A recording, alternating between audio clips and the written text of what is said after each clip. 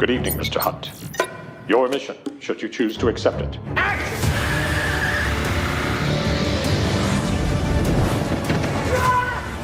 Oh, God.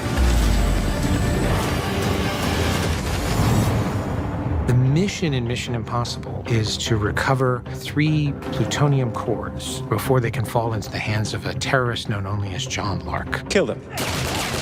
For all the MI fans, it really is a culmination of every film. The end you always feared is coming. Every mission has led to this one. The fallout of all your good intentions. The book, The Odyssey, was chosen for a very specific reason. The journey that Ethan Hunt and his team go through, it is an odyssey, and definitely reflective of that story. It's an epic tale, it's a personal tale, and there's incredibly huge stakes. Ethan has walked into a situation beyond his control, and as hard as he tries to control that environment, he has to go through this story even though he knows he's being manipulated. At the very beginning of this project, I went to Tom and said, if you could only do one thing in this movie, what would it be? He said, I want to tie up the story of Ethan and Julia. That made me really excited because the love story felt unresolved. We wanted to bring that back, that emotional journey of his past that's going to now come to the forefront. I'm so sorry. I'm so sorry. One of the very interesting things in Mission Impossible is the team of actors. Doesn't everybody want to be a part of the IMF? It's the impossible mission for us. Ethan, the countdown has started. We have 15 minutes. I work with people that I admire, people that I respect, and I love these actors and I love these characters. The IMF team in this movie is comprised of Ethan Hunt, Benji Dunn, played by Simon Pegg, Luther Stickle, played by Ving Rhames, and Ilse Faust, played by Rebecca Ferguson.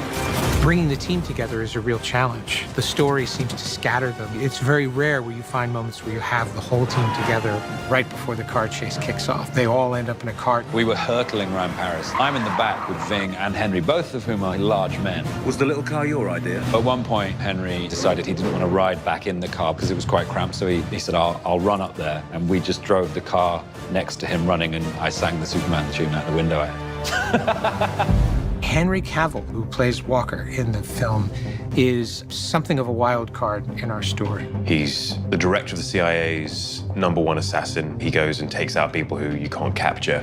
I just thought this guy is really talented, and he came to this film and he really brought it. Angela Bassett, who plays Erica Sloan, the new director of the CIA. She's ruthless, hard-charging. You just go, this woman is powerful. She just exudes intelligence, power, credibility. And that character that Q wrote for her, I love it. I had an absolutely fantastic time working with her. She really brings something special to the movie. Alec Baldwin, who plays Alan Hunley, the now secretary of the IMF, was a character we loved working with on the last movie, and we absolutely had to have him come back this time. I really admire him to have McQuarrie write those scenes that we get to act together in such a large film, but also very personal moments. I'm sorry, sir. Vanessa Kirby plays the White Widow. Thank you for coming. She appears to be this woman who runs a charity and is a philanthropist, and in reality, she's an arms dealer. The White Widow is somebody who comes into Ethan's life as a sort of total antithesis of all the people that he's met so far. The language of Mission Impossible is all about practical stunts, practical action, going to real locations. This Mission Impossible takes us to London, Paris, New Zealand, Norway, and the skies over Abu Dhabi. The scope of the film is enormous, and I think the story wants that. I was determined to have multiple stunts and have all of those stunts be, in some way or another, uniquely challenging. Physical things are always more effective. You feel the weight and the proximity and the speed and the danger that's involved.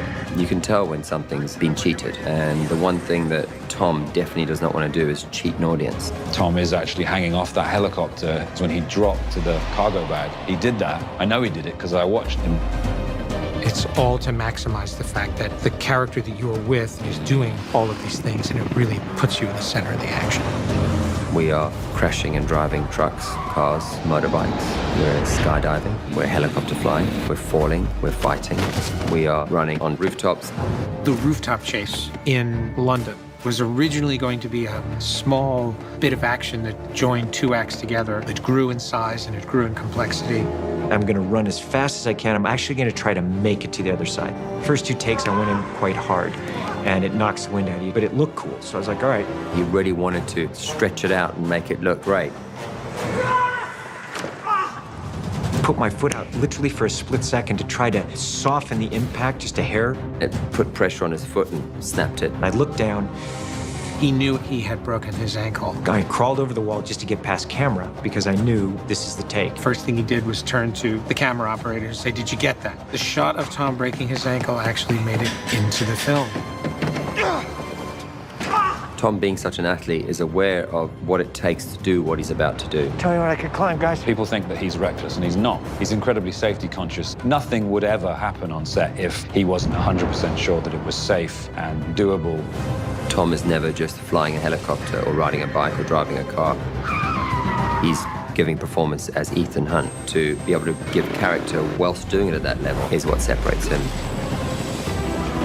Action, Tom. This film is shot on both film and digital. I'm a huge lover of film and do everything I can to preserve it. At the same time, I'm not an absolutist. There were certain sequences where film just wouldn't have been practical. We've also had the benefit of shooting IMAX format, and shooting in the large screen format like that has you rethinking the way you frame shots and the way that you present action. There are two IMAX sequences in this film, the helicopter chase and the halo sequence. I wanted the audience to have the biggest experience they possibly could. It was just really important to me that you saw it in all of its vivid reality. We want to look at things and see how, in every way, can we create a movie that is elegant, that is entertaining, that is gripping, and use all of our skills as filmmakers. And it challenges every department. This has been a really long shoot. We will have been in principal photography for 12 months. Mission Impossible films, they're not easy to make. And I tell everyone when we start out, it's something that we're discovering the story as we go along. It's been a real journey. And what I like the most about this is that despite the long hours and the hard work, everyone has kept a wonderful personality about it. The energy and the work ethic is all positive. It's such hard work, but there's an exhilaration also. And the fact that Tom is also the producer of the franchise, he comes to it with a global understanding, not just of filmmaking, but of what makes Mission Impossible Mission Impossible. This franchise is his baby, and whatever he does in front of the camera or behind the camera, he takes very seriously. He's completely dedicated. For me as an actor, he knows my strengths and weaknesses. Don't you do it, Ethan! Not for me! I learned so much. Just seeing how he runs a set and how much he asks of people in a really wonderful way. Nice job, guys. Thank you all. One of the signature elements of the Mission Impossible franchise is that there is a different director for every single movie. That's good right there. Tilt down just a little bit. And when Tom asked me to come back and direct this one, I said, I'll do it on the condition that I can maintain that aesthetic. It has to feel like a different movie. It can't feel like a continuation of the last film.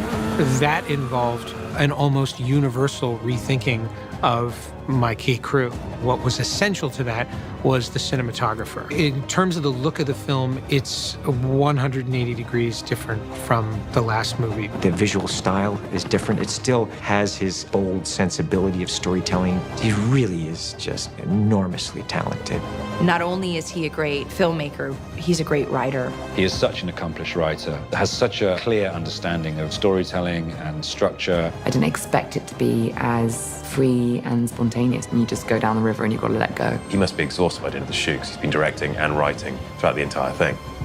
Tom and McHugh are a great team. Tom is a force of nature, and you have to be able to stay level with him in order to kind of absorb his creativity, and I think McHugh totally has that.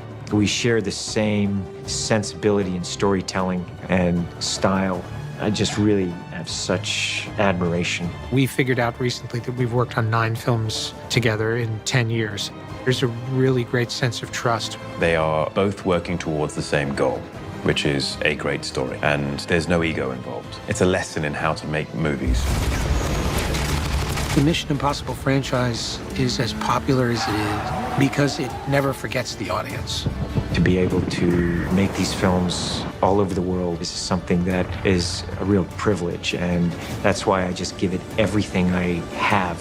Tom is first and foremost an entertainer, and everything that he's doing in the movie is not just to be able to say, I did that. It's to show you things that you've never seen. It's to put you in that experience right there with him.